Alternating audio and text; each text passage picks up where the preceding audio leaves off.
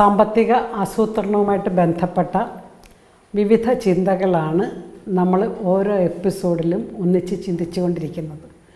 ചിലരെങ്കിലും എന്നോട് ചോദിക്കാറുണ്ട്, ഇത്രമാത്രം ആസൂത്രണം ചെയ്യേണ്ട വല്ല കാര്യമുണ്ടോ? വന്നതുപോലെ പണം വന്നതുപോലെ പോകും, ഉള്ളതുപോലെയൊക്കെ ജീവിച്ചാൽ പോരെ? If you can manage your money, money will manage you എന്നാണ്. പണത്തെ നമുക്ക് കൈകാര്യം ചെയ്യാൻ അറിയാൻ പാടില്ലെങ്കിൽ പണം കയറി നമ്മളെ കൈകാര്യം ചെയ്യും. അപ്പോൾ അത് സംഭവിക്കാതിരിക്കാനാണ് നമ്മളുള്ള വിഭവങ്ങളെ എങ്ങനെ മാക്സിമം ഉപയോഗിക്കണമെന്നും തുടങ്ങിയ, അല്ലെങ്കിൽ പ്രധാനമായിട്ടും 6 പടവുകളാണ് നമ്മൾ ഈ സാമ്പത്തിക ആസൂത്രണം ചെയ്യുന്നത്, അല്ലേ? പണം എങ്ങനെ സമ്പാദിക്കണം, പണം എങ്ങനെ ചിലവാക്കണം, പണം എങ്ങനെ കടം തുടങ്ങിയ കാര്യങ്ങൾക്കായിട്ട് ഉപയോഗിക്കണം, എങ്ങനെ സമ്പാദിക്കണം, നിക്ഷേപിക്കണം, കൈമാറ്റം ചെയ്യണം, അല്ലേ? സൃഷ്ടിക്കുക, ചിലവഴിക്കുക, കടം വീട്ടാൻ ഉപയോഗിക്കുക, അല്ലെങ്കിൽ സമ്പാദിക്കുക, നിക്ഷേപിക്കുക, കൈമാറ്റം ചെയ്യപ്പെടുക. ഈ 6 പടവുകളിലൂടെയാണ് നമ്മൾ ഈ വിവിധ എപ്പിസോഡുകളിലൂടെ കടന്നു പോയിക്കൊണ്ടിരിക്കുന്നത്. ഇതിലൂടെ നമ്മൾ സംഭവിക്കേണ്ടത് ഇതാണ്: വ്യക്തികളുടെ ജീവിതത്തിൽ, കുടുംബങ്ങളുടെ ജീവിതത്തിലൊക്കെ ഒരു സാമ്പത്തികമായിട്ട് ദൈനംദിനം നമ്മൾ വളരുന്നതനുസരിച്ച് മെച്ചപ്പെട്ടുകൊണ്ടിരിക്കണം. ഈ ഇക്കണോമിക്സ് എന്നുള്ള വാക്ക് തന്നെ ഉടലെടുത്തത് ഒയ്ക്കണോമിയ എന്ന ഗ്രീക്ക് വാക്കിൽ നിന്നാണ്. ഒയ്ക്കണോമിയ എന്ന ഗ്രീക്ക് പദത്തിൻ്റെ അർത്ഥം ഗാർഹിക ആസൂത്രണം എന്നാണ്. അപ്പം വീട്ടിൽ, ഒരു ഗ്രഹത്തിൽ എങ്ങനെ ആസൂത്രണം ചെയ്യണം എന്ന ചിന്തയിൽ നിന്നാണ് എക്കണോമിക്സ് അഥവാ സാമ്പത്തിക ശാസ്ത്രം തന്നെ ഉടലെടുത്തത്. അപ്പോൾ വ്യക്തിപരമായൊരു സാമ്പത്തിക ആസൂത്രണത്തിൽ പണം എപ്രകാരം സൃഷ്ടിക്കുന്നു, പരിപാലിക്കുന്നു, വളർത്തുന്നു, സമ്പാദിക്കുന്നു, നിക്ഷേപിക്കുന്നു, അടുത്ത തലമുറയ്ക്കായി എപ്രകാരം കൈമാറ്റം ചെയ്യപ്പെടുന്നു തുടങ്ങിയ തലങ്ങളെല്ലാം വളരെ പ്രധാനപ്പെട്ടതാണ്. നമുക്കറിയാം, നമ്മുടെ ആഗോള സാമ്പത്തിക ഭൂമിക ഏറെ മാറുകയാണ്. ഈ സാമ്പത്തിക ഭൂമിക മാറുന്നതനുസരിച്ച് വ്യക്തിപരമായ ജീവിതത്തിലും കുടുംബപരമായ തലത്തിലുമൊക്കെ സാമ്പത്തിക ചിന്തകൾ മാറുകയാണ്, അല്ലെങ്കിൽ മാറ്റപ്പെടുകയാണ്. ചില മാറ്റങ്ങൾ സ്വാഭാവികമായി ഉണ്ടാകുന്നതും ചിലത് പ്രകടമായി സൃഷ്ടിച്ചെടുത്തുണ്ടാക്കേണ്ടതുമാണ്.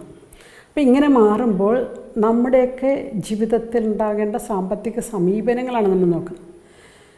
നമ്മളിപ്പോൾ മലയാളികളുടെ ജീവിതം എടുത്ത് അടുത്ത കാലത്ത് നമ്മൾ പഠിക്കുമ്പോൾ കണ്ടെത്തുന്ന ഒരു വലിയ സംഭവമാണ് ദരിദ്രരായി ജീവിച്ച് സമ്പന്നരായി മരിക്കുന്നവർ. Live poor but die rich. ഈ വിഷയത്തെക്കുറിച്ച് നമ്മൾ ചിന്തിക്കുന്നത് കേട്ടോ. Live poor, live in utter poverty but die in rich. എന്താണ് അത് ഉദ്ദേശിക്കുന്നത്? നമുക്ക് ചെറുപ്പകാലങ്ങളിൽ നമുക്ക് കിട്ടിയ സാമ്പത്തിക ശീലം അനുസരിച്ചായിരിക്കും ചിലരെങ്കിലും പിന്നീട് ജീവിക്കുന്നത്. അപ്പോൾ ദാരിദ്ര്യത്തിലുള്ളൊരു കുടുംബമാണെങ്കിൽ വളരെ പിശുക്കി ജീവിക്കാൻ അച്ഛനും അമ്മയും പഠിപ്പിച്ചവർ പിൽക്കാലത്ത് സാമ്പത്തികമായി മെച്ചപ്പെട്ടാലും പിശുക്കി തന്നെ അവർ ജീവിച്ചുകൊണ്ടേയിരിക്കും. വളരെ അപൂർവമായ എക്സെപ്ഷണൽ കേസുകളൊക്കെ ഉണ്ട് കേട്ടോ. ചിലർ പുതുതായിട്ട് പണം വന്നു കഴിയുമ്പോൾ വല്ലാത്ത ഷോ ഓഫിലോട്ടൊക്കെ നോങ്ങുന്നത് നമ്മൾ കാണുന്നുണ്ട്. കൊച്ചിലേ എനിക്ക് കിട്ടിയില്ല, അതുകൊണ്ട് കിട്ടിയപ്പോൾ ഞാനിങ്ങനെ അടിച്ചു പൊളിച്ച് ജീവിക്കുക എന്ന് ചിന്തിക്കുന്നവരെയൊക്കെ നമ്മൾ കാണുന്നുണ്ട്. പക്ഷേ ജനറലി ചിലർ പറയാറുണ്ട്, എൻ്റെ കയ്യിൽ ഇപ്പോൾ കാശുണ്ടെങ്കിലും എനിക്കത് ചിലവാക്കാൻ പാടാണ്, കാരണം ഞാൻ വളർത്തപ്പെട്ടത് അങ്ങനെയാണ്, ഞാൻ വളർത്തപ്പെട്ട രീതി അനുസരിച്ച് ഞാൻ ഇപ്പോഴും പിശുക്കുവാണ്. ചില മക്കൾ മാതാപിതാക്കളോട് പറയാറുണ്ട്, അച്ഛൻ്റെ അമ്മയുടെയെങ്കിൽ ഇത്രയും കാശുണ്ടായിട്ടും ഞങ്ങളെ എന്തുകൊണ്ട് ഇങ്ങനെ പിശുക്കി ദാരിദ്ര്യത്തിൽ ജീവിക്കുന്നു. അവർക്ക് പറയാനൊരു കഥയുണ്ട്, മക്കളെ, ഇന്ന് അടിച്ചു പൊളിച്ച് കളയാനുള്ള ജീവിതം നാളത്തേക്കും കൂടിയുണ്ട്. സാമ്പത്തിക ശാസ്ത്രജ്ഞരായ ആൻഡോ മോഡിഗ്ലിയാനി, ഈ 2 പേര് ചേർന്നാണ് സാമ്പത്തിക ശാസ്ത്രത്തിൽ ലൈഫ് സൈക്കിൾ സിദ്ധാന്തം എന്നൊരു സിദ്ധാന്തം മുന്നോട്ട് വെച്ചിട്ടുണ്ട്. ജീവിതത്തെ ഒരു സൈക്ലിക്കലായിട്ട് കണ്ടുകൊണ്ട്, അല്ലെങ്കിൽ ക്രമാനുഗതമായിട്ട് വളർന്നു ഉയർന്നു താഴ്ന്നു വരുന്നതാണെന്ന് കണ്ടുകൊണ്ട് മുന്നോട്ട് വെച്ചിരിക്കുന്നതാണ്. ഈ സിദ്ധാന്തം അനുസരിച്ച് അവർ ജീവിതരേഖയെ, ജീവിത കാലഘട്ടത്തെ 3ആയി തരംതിരിച്ചിരിക്കുന്നു. ഒന്നാമത്തത് ബാല്യകാലമാണ്. ബാല്യകാലത്ത് സമയമുണ്ട്, ആരോഗ്യമുണ്ട്, പക്ഷെ പണമില്ല. രണ്ടാമത്തെ കാലഘട്ടം യൗവനമാണ്. ഈ കാലഘട്ടത്തിൽ ആരോഗ്യമുണ്ട്, പണമുണ്ട്, പക്ഷെ സമയമില്ല. മൂന്നാമത്തെ ഘട്ടത്തിൽ, വാർദ്ധക്യ കാലഘട്ടത്തിൽ, സമയമുണ്ട്, ആരോഗ്യമില്ല, ചിലർക്ക് പണവുമില്ല. ചില വാർദ്ധക്യത്തിൽ പണം ഉണ്ടായാലും ചിലവാക്കാനാകാതെ ജീവിക്കുന്നത് കാണാൻ പറ്റും. ചിലരൊക്കെ മരിച്ചു കഴിയുമ്പോൾ അവരുടെ ആസ്തി കണക്കിലെടുത്തു കഴിഞ്ഞാൽ വിറ്റാൽ ലക്ഷങ്ങളുടെ കോടികളുടെ ആസ്തി ഉണ്ടാകും. പക്ഷെ അവർ ജീവിച്ച കാലത്ത് സന്തോഷത്തോടെ അല്ല ആഗ്രഹത്തോടെ ഒന്നും ഇഷ്ടമുള്ളിടത്തൊന്ന് പോവുകയോ ഇഷ്ടമുള്ള യാത്ര ചെയ്യുക, ഇഷ്ടപ്പെട്ട ഭക്ഷണം ഇഷ്ടമുള്ള സമയത്ത് കഴിക്കുകയൊന്നും ചെയ്തിട്ടുണ്ടാകത്തില്ല. അങ്ങനെ ഒരു പിശുക്ക് ജീവിച്ചു. അതിനെ they live very poor. But when they die, they transfer lakhs and lakhs of rupees to others. ധാരാളം മറ്റുള്ളവർക്കായി മാറ്റിവെക്കുന്നു. എന്നാൽ ഇത് കിട്ടിയ മക്കളാകട്ടെ, അവരാർജിച്ചെടുത്ത അല്ലെങ്കിൽ അധ്വാനിച്ചെടുത്ത കഷ്ടപ്പെട്ടുണ്ടാക്കിയ സ്വത്തല്ലാത്തത് കൊണ്ട് കിട്ടിയ വിലയ്ക്ക്, നിസ്സാര വിലയ്ക്ക് വിൽക്കുകയാണ്. നമ്മൾ കേരളം എടുത്തു കഴിഞ്ഞാൽ കേരളത്തിലെ സാമ്പത്തിക ഭൂമിക ആകെ മാറിക്കഴിഞ്ഞു. ഒരു കാലഘട്ടത്തിൽ ഭൂമിയിൽ നിക്ഷേപിക്കുന്നത് ഇവിടെ വലിയ സാമ്പത്തിക മേഖലയായിരുന്നു. ഇന്ന് ഭൂമി എന്ത് ചെയ്യണമെന്നറിയാതെ വിഷമിക്കുകയാണ്. അങ്ങനെ ഉണ്ടാക്കിയവരിതൊന്ന് വിറ്റ് തരുമോ? കിട്ടണ വിലയ്ക്ക് വിൽക്കാമായിരുന്നു. ചില പരസ്യങ്ങളൊക്കെ കാണുമ്പോൾ ഞാൻ ആലോചിക്കാറുണ്ട്, ഈ വീടിൻ്റെ വില വേണ്ട, ആ സ്ഥലത്തിൻ്റെ വിലയെങ്കിലും കിട്ടിയാൽ മതിയായിരുന്നു എന്നൊക്കെ തരത്തിൽ സാമ്പത്തിക ഭൂമിക ആകെ മാറുകയാണ്. പിന്നെ നിക്ഷേപിക്കുന്ന പല മേഖലകൾ, ഇപ്പം നമുക്കറിയാം, ഓഹരികളുടെയോ സ്വർണത്തിൻ്റെയൊക്കെ മേഖലകളിലേക്ക് നിക്ഷേപ സാധ്യതകൾ മാറിക്കഴിഞ്ഞു. നമ്മൾ ഈ എപ്പിസോഡിൽ ചിന്തിക്കുന്നത് ജീവിക്കുമ്പോൾ കുറച്ചുകൂടി സന്തോഷത്തോടെ പറ്റുന്ന വിധത്തിലെങ്കിലും ആസ്വദിച്ച് ജീവിക്കാൻ പരിശ്രമിക്കുക എന്നുള്ളതാണ്. നമുക്കറിയാം, ജീവിതത്തെ നമുക്ക് ബാല്യം, കൗമാരം, യൗവനം, മധ്യാഹ്നം, സായാഹ്നം എന്ന് തിരിക്കാം. ഒരു 10 വയസ്സ് താഴെ ബാല്യം എന്ന് വിളിക്കുന്നു, പിന്നെ ഒരു 15 വയസ്സ് വരെ കൗമാരം എന്ന് വിളിക്കുന്നു, ഒരു 35 വയസ്സ് വരെ നമ്മൾ യൗവനം എന്ന് വിളിക്കുന്നു, ഒരു 60 വയസ്സ് വരെ നമ്മൾ മധ്യാഹ്നം എന്ന് വിളിക്കുന്നു, 80 വയസ്സിന് ശേഷം സായാഹ്നം എന്ന് വിളിക്കുന്നു. ഇങ്ങനെ പല രീതിയിലാണ് എൻ്റെ ആസൂത്രണം. പല രീതിയിൽ പലരും പറയുന്നുണ്ട്. വേൾഡ് ഹെൽത്ത് ഓർഗനൈസേഷൻ, ലോക ആരോഗ്യ സംഘടനയാണ് 65 വയസ്സ് വരെ യൗവനമാണെന്ന് പറയുന്നത് ഈ കാലഘട്ടത്തിൽ. കാരണം ലൈഫ് എക്സ്പെക്റ്റൻസി, ആയുർദൈർഘ്യം കൂടിയതുകൊണ്ടാണ്. ആയുർദൈർഘ്യം കൂടിയതുകൊണ്ട് 65 വയസ്സ് വരെ യൗവനമാക്കി വെച്ചിട്ടുണ്ട്. 65 ശേഷം 80 വരെ മധ്യാഹ്നം എന്നും 80 ശേഷമാണ് ജീവിതത്തിൻ്റെ സായാഹ്നം എന്നൊക്കെ വിളിക്കുന്നത്. ഓരോ കാലഘട്ടത്തിലും ഈ വേർതിരിവ് വ്യത്യാസമുണ്ട്. വേർതിരിവല്ല നമ്മുടെ വിഷയം. ഈ കാലഘട്ടത്തിൽ, ഓരോ കാലഘട്ടത്തിലും എങ്ങനെ മലയാളി ജീവിക്കുന്നു എന്നുള്ളതാണ്. ശരാശരി മലയാളിയുടെ ജീവിത സമീപനം വളരെ വിചിത്രമാണ്. ലോകമെമ്പാടും യാത്ര ചെയ്യുമ്പോൾ നമുക്കറിയാം, മക്കളെ ഇതുപോലെ സ്നേഹിക്കുന്ന ഒരു തലമുറ വേറെയില്ല. മക്കളെക്കുറിച്ച് അമിതമായി കരുതുന്ന സമൂഹമാണ് മലയാളികൾ. ഞാൻ ചില മീറ്റിങ്ങിലൊക്കെ ഇരിക്കുമ്പോഴത്തേക്കുള്ള ഈ ചിലപ്പോൾ ഒരു ഈവനിങ് ടീ പാർട്ടിയോടുള്ള മീറ്റിങ്ങൊക്കെ ആണെങ്കിൽ ചില ഫുഡ് ബോക്സുകൾ തരും. ഫുഡ് ബോക്സുകളൊക്കെ കിട്ടിക്കഴിയുമ്പോൾ ഞാൻ കണ്ടിട്ടുണ്ട് പല അമ്മമാരും ഈ ബോക്സ് എടുത്ത് ബാഗിനകത്തേക്ക് വെക്കണ കാണാം. ചോദിക്കാൻ പറയും, വീട്ടിൽ കൊണ്ട് പിള്ളേർക്ക് കൊടുക്കാനാണ്. ഞാൻ പറഞ്ഞ്, ഇവിടെ അവർക്ക് ചായയോടൊപ്പം കഴിക്കാൻ വേണ്ടിയാണ് ആ ഒരു പഴംപൊരിയോ ഒരു പപ്സോ ഒരു കവറിലാക്കി തന്നത്. അതും കൂടി വീട്ടിലേക്ക് കൊണ്ടുപോകാന്ന് വെച്ചാൽ 4 മണി പലഹാരം പോലും ഉപേക്ഷിച്ചിട്ട്, ഒരു മീറ്റിങ്ങിൽ കിട്ടിയതുപോലെ ഉപേക്ഷിച്ചിട്ട് വീട്ടിലേക്ക് കൊണ്ടുപോയി കരുതുന്ന മലയാളി അമ്മമാർ, അതിൽ സായുജ്യമടയുന്നവരെ ഞാൻ കണ്ടിട്ടുണ്ട്. ഇത് തെറ്റാണെന്നല്ല ഞാൻ പറഞ്ഞു വരുന്നത് തങ്ങൾക്ക് സാധ്യമാകുന്ന എല്ലാ വിനോദങ്ങളും, എല്ലാ സുഖ സൗകര്യങ്ങളും എല്ലാം അവർ മക്കൾക്കായി മാറ്റിവെക്കുന്നു. മക്കൾക്കും മക്കളുടെ മക്കൾക്കുമായി മുണ്ട് മുറുക്കി ജീവിക്കുന്നവരെ കാണുന്നുണ്ട്. ഒരു ബസ് യാത്ര ചെയ്യാൻ നിന്നാൽ പോലും ഓർഡിനറി ബസ് കയറാം, ഫാസ്റ്റ് പാസഞ്ചർ വന്നാൽ അല്ലെങ്കിൽ ഒരു എക്സ്പ്രസ് വന്നാൽ കാശ് കൂടുതലാകുമല്ലോ എന്നും പറഞ്ഞിരിക്കുന്നവർ. പൈസ ഇല്ലാഞ്ഞിട്ടല്ല, അത്രയും പിശുക്കി മക്കൾക്കും മക്കളുടെ മക്കൾക്ക് വേണ്ടി ജീവിക്കും. ഇനി ഒരു വീട് വെച്ച് കഴിഞ്ഞെന്നാൽ പലരും EMI അടയ്ക്കാൻ വേണ്ടി മാത്രം ജീവിക്കുന്നവരാണ്. ഒരു ബാങ്ക് ഉദ്യോഗസ്ഥ എന്നോട് പറയുമായിരുന്നു, എനിക്ക് ജോലി ഇഷ്ടമില്ലായിരുന്നു, ബാങ്കിലെ ജോലി ഇഷ്ടമില്ലായിരുന്നു, എനിക്ക് ടീച്ചറാകാനായിരുന്നു ഇഷ്ടം, പക്ഷെ കിട്ടിയത് ബാങ്കിലാണ്, അതുകൊണ്ട് ജോലിയിൽ കയറി. പക്ഷേ ജോലിയെ ഞാൻ സ്നേഹിച്ചു തുടങ്ങിയപ്പോഴാണെന്നറിയാം, ഹൗസിംഗ് ലോൺ എടുത്തപ്പോഴത്തേക്കും എല്ലാ മാസവും EMI അടയ്ക്കണമല്ല, മാത്രമല്ല ബാങ്കിലെ സ്റ്റാഫ് എന്നുള്ള നിലയിൽ പലിശ കുറവാണ്. ഞാൻ സ്നേഹിച്ചു തുടങ്ങി. ഇനി എൻ്റെ 60 വയസ്സ് വരെയുള്ള ജീവിതം ഈ ലോൺ എടുത്തത് കൊണ്ട് ഈ ബാങ്ക് ജോലിയെ സ്നേഹിച്ച് ഞാൻ മുന്നോട്ട് പോവുകയാണ്. ഇതാണ് കാഴ്ചപ്പാട്, അല്ലേ? ഇങ്ങനെ ജീവിക്കുന്നു, വീട് പണിയാൻ വേണ്ടി മാത്രം ജീവിക്കുന്നവർ, അല്ലെങ്കിൽ പണിതതിന് ശേഷം. സത്യത്തിൽ ഇന്ന് വീടിനെക്കുറിച്ചുള്ള കാഴ്ചപ്പാടുകളൊക്കെ മാറുന്നുണ്ട്. ഒരു വീട്ടിൽ മകൻ്റെ കല്യാണം വന്നപ്പോൾ അവർ വീടിനെ വളരെ മനോഹരമായി ഇച്ചിരി വലുതാക്കി പണിതു. പുതിയ പെണ്ണ് വന്ന് കയറുന്നതല്ലേ, എല്ലാം ഒന്ന് മനോഹരമായിട്ടിരിക്കട്ടെ എന്ന് ഓർത്തുകൊണ്ട് 1-2 മുറി കൂടുതലെടുത്ത് വീടിൻ്റെ മൊത്തം ഇൻറ്റീരിയറൊക്കെ മാറ്റി വലുതാക്കി. ഈ പെങ്കൊച്ച് വന്നതിന് ശേഷം ആ പെങ്കൊച്ച് പറഞ്ഞു, ഇത്രയും വലിയ വീട്ടിലൊന്നും ജീവിക്കാൻ എനിക്ക് താല്പര്യമില്ല, ഇത് അടിച്ചു തുടയ്ക്കാൻ തന്നെ എന്തോരം സമയം വേണം, ആളെ വെച്ചാൽ എന്തൊരു, നമുക്കൊരു കുഞ്ഞ് ഫ്ലാറ്റിലേക്ക് മാറാം, ഒരു ചെറിയ സെറ്റപ്പിൽ ജീവിക്കണമല്ലേ നല്ലത്. ആധുനിക തലമുറയ്ക്ക് വലിയ വീടുകളൊന്നും ഇഷ്ടമില്ല, മധ്യവർഗ പ്രായക്കാർക്കാണ് വീട് വലുതാകുന്നത്. പുതിയ തലമുറയ്ക്ക് ഏറ്റവും ചെറുതായാൽ 1 ബെഡ്റൂം സ്റ്റുഡിയോ അപ്പാർട്ട്മെൻറ്റ് ഫ്ലാറ്റായാൽ അത്രയും നല്ലത് എന്ന് അവർ ചിന്തിച്ച് തുടങ്ങുന്ന കാലമാണ്. അപ്പോൾ എന്നിട്ട് ഈ വീട്ടിലെ അമ്മ എന്നോട് പറയുമായിരുന്നു, എന്തിനാ കഷ്ടപ്പെട്ട് ഇത്രയും വലിയ വീട് വേണത്, അവൾക്കിവിടെ താമസിക്കാൻ ഇഷ്ടമില്ല എന്ന് പറഞ്ഞു. ഞാൻ ആ ചേച്ചിയോട് പറഞ്ഞു, ചേച്ചി ഇന്നത്തെ തലമുറയ്ക്ക് വലിയ വീടൊന്നും ഇഷ്ടമില്ല. കാരണം അവർക്ക് മറ്റു പല കാര്യങ്ങൾ ചെയ്യാനുണ്ട്. ഈ വീട് അടിച്ച് തുടച്ച് ഈ ചെടിച്ചട്ടി അങ്ങോട്ട് വെച്ചു, ആ ചെടിച്ചട്ടി ഇങ്ങോട്ട് വെച്ച്, ഇന്ന് താഴെ അടിച്ച് മുകളിലടിച്ച് ഈ അടിച്ച് തൂത്ത് വാരി ഇങ്ങനെ ജീവിക്കാനൊന്നും അവരിഷ്ടപ്പെടുന്നില്ല. അവരുടെ കാലഘട്ടം വ്യത്യാസമുണ്ടെന്ന് പറഞ്ഞു. ഇതറിഞ്ഞിരുന്നെങ്കിൽ ഇത്രയും കടമെടുത്ത് ഈ കല്യാണത്തോടനുബന്ധിച്ച് വീടെടുത്തിട്ട് ഇങ്ങനെ ഇവർക്ക് ഇവിടെ താമസിക്കണമെന്ന് ആഗ്രഹമില്ലെങ്കിൽ ഇത്രയും കാശ് മുടക്കി ഇത് വലുതാക്കണ്ടായിരുന്നെന്ന് അവർ പറയുകയാണ്. ഞാനത് പെങ്കൊച്ചിനോട് സംസാരിച്ചു ഈ വിഷയം. അപ്പോൾ അവൾ പറയുക, ഞാൻ പറഞ്ഞാൽ വീട് വലുത് പണിയാൻ, എനിക്ക് വേണ്ട വീട്, അതവിടെ കിടന്നോട്ടെ, വല്ലപ്പോഴൊക്കെ ചെന്ന് താമസിക്കാം. ഇത് കാഴ്ചപ്പാടുകൾ മാറുകയാണ്. അപ്പോൾ നമ്മൾ മനസ്സിലാക്കേണ്ടത് ജീവിതത്തിലെ കാഴ്ചപ്പാടുകൾ ചെറുപ്പക്കാർക്കും മാറുന്നു, പ്രായമായവർക്കും മാറുന്നു. പ്രായമായവർക്ക് വലുതായിട്ട് മാറുന്നില്ല. ഓർക്കണം, ലാളിത്യം, മിനിമലിസം, മിതവ്യയം തുടങ്ങിയ വാക്കുകളൊക്കെ കേൾക്കാൻ നല്ല രസമാണ്. നല്ല വെർച്യൂസ്, നല്ല നന്മകളായിട്ടൊക്കെ നമുക്ക് തോന്നുകയും ചെയ്യും. ഇതൊക്കെ നല്ല ശീലങ്ങളായതുകൊണ്ട് ഇതിനെ വളരെ അധികമായി ആ വാക്കുകളെയൊക്കെ സ്നേഹിച്ച്. ഏതൊക്കെ വാക്കുകളാണ്? ലാളിത്യം, മിനിമലിസം, മിതവ്യയം. മിതവ്യയം മീൻസ് ത്രിഫ്റ്റ്, എനിക്ക് ആവശ്യമുള്ളത് മാത്രം. ഇതൊക്കെ നല്ല കാര്യങ്ങളാണ്. പക്ഷേ എന്താ പ്രശ്നമെന്നറിയാം, ഈ നല്ല ശീലങ്ങൾ സ്വീകരിച്ച് ജീവിക്കാൻ മറന്നുപോയ ഒരു മധ്യവർഗക്കാരെയും മധ്യാഹ്നക്കാരെയും സായാഹ്നക്കാരെയും ഞാൻ ഒത്തിരി കണ്ടുമുട്ടുകയാണ്. ധാരാളമായി കണ്ടുമുട്ടുകയാണ്. അവർ പലരും ജീവിക്കാൻ മറന്നുപോയി. കാരണം ജീവിതം മുഴുവൻ മക്കൾക്കായും വീടിനായി അവർ മാറ്റിവെച്ചു. കൃത്യമായ സാമ്പത്തിക സാക്ഷരത അവർക്ക് ലഭിച്ചില്ല. സ്കൂളിൽ നിന്ന് ലഭിച്ചില്ല, ചുറ്റുപാടുകളിൽ നിന്ന് ലഭിച്ചില്ല. There was no economic education. അതുകൊണ്ട് തന്നെ എന്ത് പറ്റി? ഇത് ലഭിക്കാതെ പോയത് മൂലം അവരെന്നും ദരിദ്രരാണ്. പണമുണ്ടെങ്കിലും അവർ ദരിദ്രരാണ്. ദരിദ്രരായി ജീവിക്കുന്നു.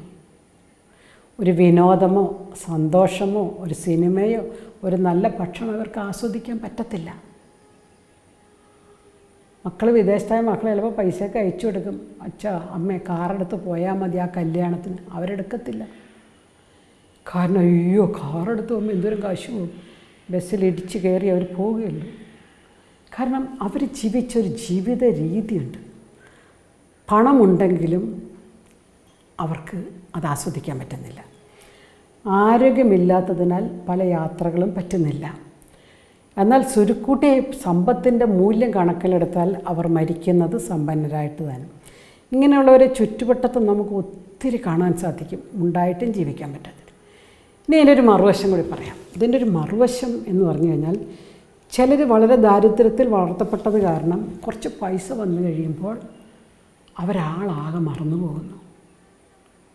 ഭക്ഷണത്തിൻ്റെ സുഖലോലുപതയുടെ പുതിയ മേച്ചിൽപ്പുറങ്ങൾ ഇവർ കണ്ടെത്തുന്നവർ തേടിപ്പോകുന്നു. എന്നിട്ട് നിത്യനാശത്തിലേക്ക് അവരുടെ ജീവിതം പോകുന്നത് കാണാൻ പറ്റും. വേറൊരു കൂട്ടരോ എൻ്റെ ഉപ്പാപ്പയ്ക്ക് ഒരു ആനയുണ്ടായിരുന്നെന്നും പറഞ്ഞുകൊണ്ട് കഴിഞ്ഞ കാലത്തെ സാമ്പത്തിക സമൃദ്ധിയെ അയവിറക്കിക്കൊണ്ട് ഇന്ന് ധാരാളമായി ചിലവാക്കും. കഴിഞ്ഞ ദിവസം ഒരു അച്ഛനും അമ്മയും കൂടി എന്നെ കാണാൻ വന്നു. നമ്മുടെ ഗാമോഫോബിയ എന്നുള്ള ആ എപ്പിസോഡ് കണ്ടിട്ട് കാണാൻ വന്നവർ. അവരുടെ മക്കളുടെ ജീവിതത്തിൽ നേരിട്ട സാമ്പത്തികവും വൈവാഹികവുമായ പ്രശ്നം പറയാൻ വന്നതാണ്. പറഞ്ഞ കൂട്ടത്തിൽ അവരെന്നോട് പറയുന്നത്, എൻ്റെ സാമ്പത്തിക കണക്കൂട്ടലുകളെല്ലാം തെറ്റിപ്പോയത് കൊണ്ടും എൻ്റെ സാമ്പത്തിക പരാജയങ്ങൾ കൊണ്ടുമാണ് എൻ്റെ മക്കൾക്ക് ഈ അവസ്ഥ വന്നത്. സ്വയം പരിതപിക്കുന്ന ഒരച്ഛനെയും അമ്മയെയും ഞങ്ങൾ കാണുകയായിരുന്നു. കഴിഞ്ഞ കാലത്ത് അദ്ദേഹം ഒരു ഉയർന്ന കുടുംബത്തിലെ ആയതുകൊണ്ട് കഴിഞ്ഞ കാലത്തെ സാമ്പത്തിക സമൃദ്ധി അയവിറക്കിക്കൊണ്ട് അദ്ദേഹം കാശ് ധാരാളമായി ചിലവാക്കി. അല്ലെങ്കിൽ എനിക്കൊരു കുറവുമില്ലെന്ന് മറ്റുള്ളവരെ കാണിക്കാൻ വേണ്ടി വലുതായിട്ട് ചിലവാക്കി. അങ്ങനെ വലിയ സാമ്പത്തിക പരാജയത്തെ അദ്ദേഹം നേരിട്ടു. റീസൺ സാമ്പത്തിക എഡ്യൂക്കേഷൻ കിട്ടാഞ്ഞിട്ടാണ് കേട്ടോ. ഫിനാൻഷ്യൽ ലിറ്ററസി ഇല്ലാത്തത് കൊണ്ടാണ്. നമ്മുടെ വിഷയത്തിൻ്റെ പ്രസക്തി അതാണ്, നമ്മുടെ എപ്പിസോഡുകളുടെയൊക്കെ പ്രസക്തി അതാണ്. കുഞ്ഞുനാളിൽ കിട്ടേണ്ട സാമ്പത്തിക വിദ്യാഭ്യാസം ലഭിച്ചില്ല. അത് ലഭിക്കാതിരുന്നത് മൂലം സാമ്പത്തികം കൈകാര്യം ചെയ്ത രീതി പരാജയപ്പെട്ടു പോയി. അപ്പോൾ എൻ്റെ ഉപ്പാപ്പയ്ക്കൊരു ആനയുണ്ടായിരുന്നു പറഞ്ഞാൽ അദ്ദേഹം ജീവിച്ചത് ഇല്ലാത്ത പൈസ കടം മേടിച്ചും പലിശയുടെ പലിശയും കൊടുത്ത് സാമ്പത്തിക പരാധീനതകളും പരാജയവും വന്നു. ഈ പരാജയം വന്നതുകൊണ്ട് തൻ്റെ മക്കളെ താൻ ഉദ്ദേശിച്ച രീതിയിൽ കെട്ടിച്ചു വിടാൻ പറ്റിയില്ല. ഇന്ന് തൻ്റെ മക്കൾ അനുഭവിക്കുന്ന ദുരന്തത്തിന് താനാണ് കാരണവാദിയെന്ന് അദ്ദേഹം തന്നെ എന്നോട് പറയുകയും. ഇത് ഒരു മറുവശമാണ്. അതായത് കുറച്ച് പേര് ഒരു എക്സ്ട്രീമിൽ പിശുക്ക് ജീവിക്കുന്നു, മറ്റൊരു എക്സ്ട്രീമിൽ വല്ലാത്ത ധൂർത്തിൽ ജീവിക്കുന്നു. ഇത് രണ്ടും സാമ്പത്തിക രംഗത്തുള്ള നിഷേധാത്മകമായ നെഗറ്റീവായ പ്രവണതകളാണ്. ഇത് രണ്ടും നമ്മൾ മനസ്സിലാക്കിക്കൊണ്ട് നമ്മൾ virtual stands in the middle എന്നൊക്കെ പറയുന്നത് പോലെ ഇന്നും ജീവിക്കാൻ പഠിക്കണം. ചിലർ നാളെക്കുറിച്ച് ഓർത്തോർത്തോർത്ത് ഇന്ന് ജീവിക്കാൻ മറന്നു പോകുന്നു. ചിലർ നാളെ ഉണ്ടോ ഇല്ലയെന്ന് അറിയത്തില്ല, അതുകൊണ്ട് ഇന്ന് അടിച്ചു പൊളിച്ച് ജീവിക്കാമെന്ന് പറയുന്നു. രണ്ട് കാഴ്ചപ്പാടും തെറ്റാണ്. നാളെ എന്ത് സംഭവിക്കുന്ന ഓർത്തുകൊണ്ട് ഇന്ന് ജീവിക്കാതിരിക്കുന്നതും നാളെ നമ്മുടെ കയ്യിലല്ലെന്ന് ഓർത്തുകൊണ്ട് ഇന്ന് അടിച്ചു പൊളിക്കുന്നതും രണ്ടും ആശയപരമായി തെറ്റാണ്. നമുക്ക് വേണ്ടതൊരു സമദൂര സിദ്ധാന്തമാണ്. എന്താണ് ആ സമദൂര സിദ്ധാന്തം? നമ്മൾ അധ്വാനിക്കുക, പണം സൃഷ്ടിക്കുക, പണം മാന്യമായി വിനിയോഗിക്കുക, പണം ക്രിയാത്മകമായി അല്ലെങ്കിൽ സന്തുലിതമായി ബാലൻസ്ഡ് രീതിയിൽ, അത് കുറച്ച് പൈസ you invest in your self എന്ന് ഞങ്ങൾ എക്കണോമിക്സിൽ പറയും. You invest in your self എന്ന് പറഞ്ഞാൽ നിങ്ങളുടെ വരുമാനത്തിൻ്റെ ഒരു വിഭാഗം നിങ്ങൾക്ക് വേണ്ടി മാറ്റിവെക്കുക. മക്കളെ സ്നേഹിക്കരുതെന്നൊന്നും ഞാൻ പറയുന്നില്ല, മക്കൾക്കായി കരുതരുതെന്നൊന്നും അല്ല ഈ ക്ലാസ്സിൻ്റെ അർത്ഥം. ഈ ക്ലാസ്സിൻ്റെ അർത്ഥം മാതാപിതാക്കൾ കുറച്ച് അവരെയും കൂടി സ്നേഹിക്കണമെന്ന് പറയാനാണ്. നല്ല ഭക്ഷണം അവർ കഴിക്കുന്നില്ല, നല്ല പോലത്തെ യാത്രകൾ, ആഗ്രഹമുള്ള യാത്രകളൊന്നും അവർ ചെയ്യുന്നില്ല, നല്ല വസ്ത്രം ധരിക്കുന്നില്ല. ഞാൻ ഓർക്കുന്നുണ്ട് എൻ്റെ വളരെ വൈറലായ ഒരു ലേഖനം. ആ ലേഖനത്തിൻ്റെ ഹെഡിങ് ഇപ്രകാരമായിരുന്നു: മകൾക്ക് 2000 രൂപയുടെ ചുരിദാർ, അമ്മയ്ക്ക് 150 രൂപയുടെ സാരി. ഈ എക്കണോമിക്സ് ശരിയോ? എൻ്റെ ഒരു അധ്യാപന ജീവിതത്തിലെ അനുഭവത്തിൽ നിന്നാണ് ഞാൻ ആ ലേഖനം എഴുതിയത്. കാരണം ക്ലാസ്സിൽ കുട്ടികൾ വരുമ്പോൾ 2000-ൻ്റെ 3000-ൻ്റെ ഒക്കെ ചുരിദാർ ഇട്ടുകൊണ്ട് വരുന്നു, അടിച്ചു പൊളിച്ച്. ഓപ്പൺ ഹൗസിൽ അമ്മ വരുമ്പോൾ അമ്മ 100 രൂപയുടെ 150 രൂപയുടെ സാരി കൊടുത്ത് വരുന്നു. കാരണം എന്താ? ഇനി അമ്മയ്ക്കൊരു 500 രൂപയുടെ സാരി എടുക്കാൻ പറഞ്ഞാൽ പോലും അമ്മ എടുക്കത്തില്ല. എൻ്റെ കൊച്ച്, എൻ്റെ കൊച്ച്, എൻ്റെ കൊച്ച്. അത് വളരെ നെഗറ്റീവായിട്ടുള്ളൊരു അവസ്ഥാവിശേഷമാണ്. അപ്പോൾ അതിലേക്ക് നമ്മൾ ചെന്ന് പെടരുത്. അപ്പോൾ ഭാവിയെക്കുറിച്ചുള്ള കരുതൽ അധികമായി കടന്നു വന്ന് ദാരിദ്ര്യത്തിൽ ജീവിക്കുന്നതും അമിതമായി ചെലവാക്കുന്നതും അമിതമായി സമ്പാദിക്കുന്നതും ശരിയായ സാമ്പത്തിക സമീപനമല്ല. നമുക്ക് വേണ്ടതൊരു സമദൂര സിദ്ധാന്തമാണ്. സമദൂര സിദ്ധാന്തം എന്ന് പറഞ്ഞാൽ നമ്മൾ ചേരാ നയം എന്നൊക്കെ പറയും. ഭാരതത്തിൻ്റെ കോണ്ടെക്സ്റ്റിൽ കൃത്യമായിട്ട് മനസ്സിലാക്കും. ചേര് നമ്മളൊരു ക്യാപിറ്റലിസ്റ്റിക് എക്കോണമി അല്ല, സോഷ്യലിസ്റ്റ് എക്കോണമി അല്ല, മിക്സഡ് എക്കോണമി എന്ന് പറയുന്നത് പോലെ പല കാര്യങ്ങളിലും നമുക്ക് ഒരു സമദൂര സിദ്ധാന്തം എളുപ്പമാണ്. എന്നാൽ കുടുംബ സാമ്പത്തിക ശാസ്ത്രത്തിൽ, ഗാർഹിക എക്കണോമിക്സിൽ, എക്കണോമിയയിൽ നമ്മൾ പരാജയപ്പെടുന്നു. അപ്പോൾ ഇവിടെ ബാലൻസിങ് ആവശ്യമുണ്ട്. ബാലൻസിങ് ആവശ്യമെന്ന് പറഞ്ഞാൽ ഇപ്പോൾ ചില അമ്മമാരൊക്കെ മക്കൾക്ക് വേണ്ടി ജോലി കളഞ്ഞവരെ എനിക്കറിയാം. മക്കൾക്ക് വേണ്ടി അമ്മമാർ ജോലി വേണ്ടെന്ന് വെച്ച് പിള്ളേരെ നോക്കും. ഈ കുട്ടികൾ വലുതായി കഴിയുമ്പോൾ പിള്ളേർ ചോദിക്കുക, ഞങ്ങൾ പറഞ്ഞ ജോലി കളയാൻ എന്ന് ചോദിക്കും. ചോദിക്കുന്നതിൻ്റെ തെറ്റും ശരിയല്ല നമ്മളിവിടെ അനലൈസ് ചെയ്യുന്നത്. ഒരു സെൽഫ് എസ്റ്റീം ഈ അമ്മയ്ക്കും ആവശ്യമാണെന്നുള്ള പോയിന്റിലേക്കാണ് ഞാൻ വരുന്നത്. ഒരു self esteem, what are you എന്ന് ചോദിച്ചു കഴിഞ്ഞാൽ ആ സ്ത്രീക്കും ഒരു ഉത്തരം ഉണ്ടാക്കാത്ത വിധത്തിലൊരു സെൽഫ് എസ്റ്റീം ഒരുപക്ഷെ കുട്ടികൾ വളരുന്ന ഒരു സ്റ്റേജ് വരെ ചിലപ്പോൾ ആവശ്യമായിരിക്കാം. വിദേശ രാജ്യങ്ങളിലോട്ടൊക്കെ പോയിട്ടുണ്ടെങ്കിൽ നമ്മൾ രണ്ടുപേരും ഒരു പേരൻറ്റിങ്ങിൻ്റെ രണ്ട് തലത്തിൽ നിന്ന് പ്രവർത്തിക്കുന്ന കാണാൻ സാധിക്കും. കൊച്ചമ്മയുടെ മാത്രമല്ല അച്ഛൻ്റെയും കൂടിയാണ്. കൊച്ചിന് പനി വന്നാൽ ആരാണ് ലീവ് എടുക്കേണ്ടത്? ഇതൊക്കെ ഇന്നത്തെ കാലത്തെ പ്രശ്നങ്ങളാണ്. ഞാൻ പറഞ്ഞ കുട്ടികൾക്ക് വേണ്ടി ജീവിക്കുന്നതിനകത്തൊരു തെറ്റുമില്ല. കുട്ടികൾ ദൈവം നമ്മളെ ഏൽപ്പിച്ച ഏറ്റവും വലിയ സമ്പത്താണ്. മാതാപിതാക്കൾക്ക് ദൈവം നൽകിയ ഏറ്റവും വലിയ സമ്പത്ത് എന്താണെന്ന് വെച്ചാൽ അത് കുഞ്ഞുങ്ങളാണ്. That the greatest treasure and we are the custodian. നമ്മളെ കെയർ ടേക്കേഴ്സാണ്, നമ്മളെ ഏൽപ്പിച്ചു തന്നതാണ്. പക്ഷേ ഈ ഏൽപ്പിച്ചു തന്ന വസ്തുവിനെ അമിതമായി സ്നേഹിച്ച് ഇന്ന് പല മാതാപിതാക്കളും വിഷമിക്കുകയാണ്. കൗൺസിലിങ്ങിനൊക്കെ വന്നിട്ട് എൻ്റെ മുമ്പിൽ നിന്ന് കണ്ണുനീർ ധാരധാരയായി ഒഴുകുന്നത്. മക്കളെ സ്നേഹിച്ച് അവസാനം മക്കളിൽ നിന്ന് തിരിച്ചടി കിട്ടിയത്. അതുകൊണ്ട് നമ്മുടെ എപ്പിസോഡിൽ നമ്മൾ ചിന്തിക്കുന്നത് ജീവിതം ആസ്വദിക്കാൻ മുതിർന്ന പൗരന്മാരെയും കൂടി തയ്യാറാക്കണം.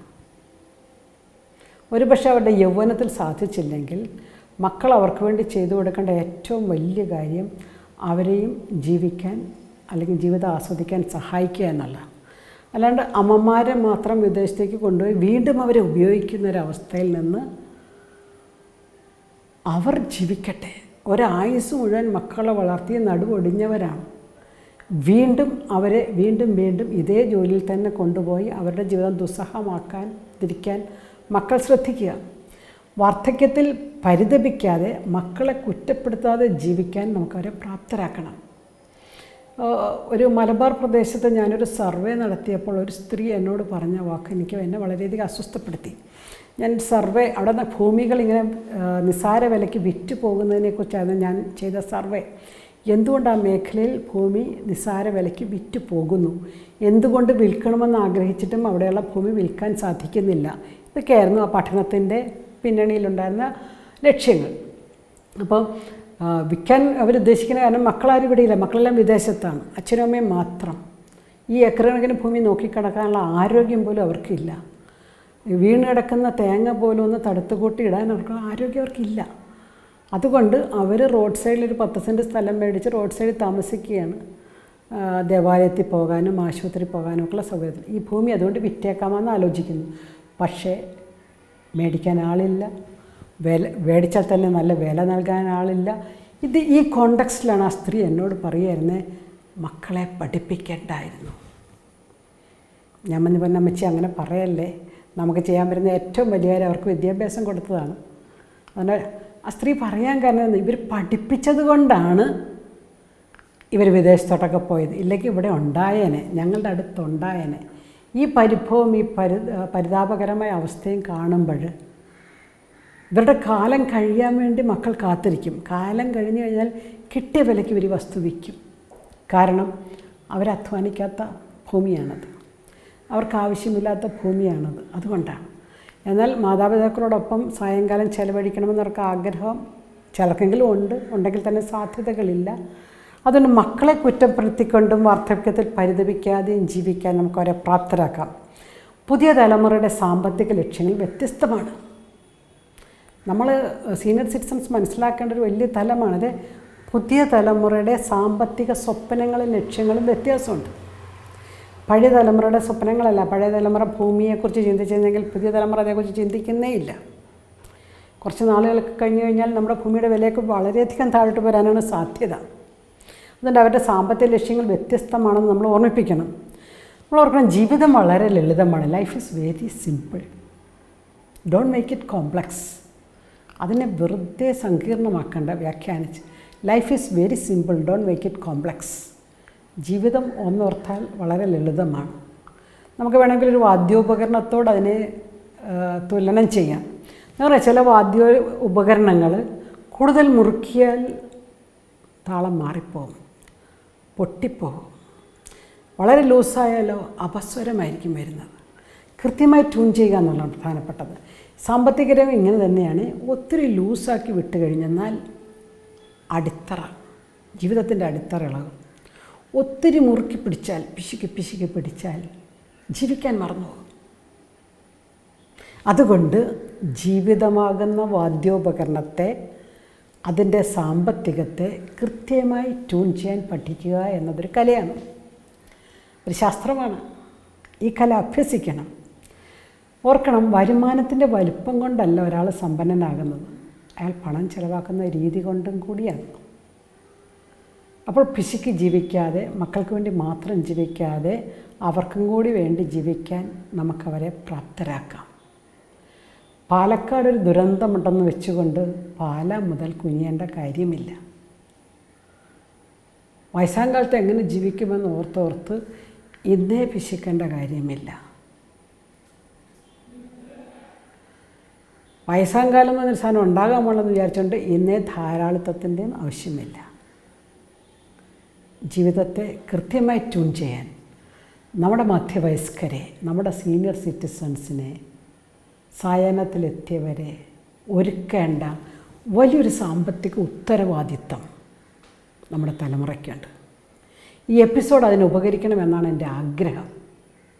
അല്ലാതെ ദാരിദ്ര്യത്തിൽ ജീവിച്ച് സമ്പന്നരായി മരിക്കരുത്. Don't live in poverty and die rich.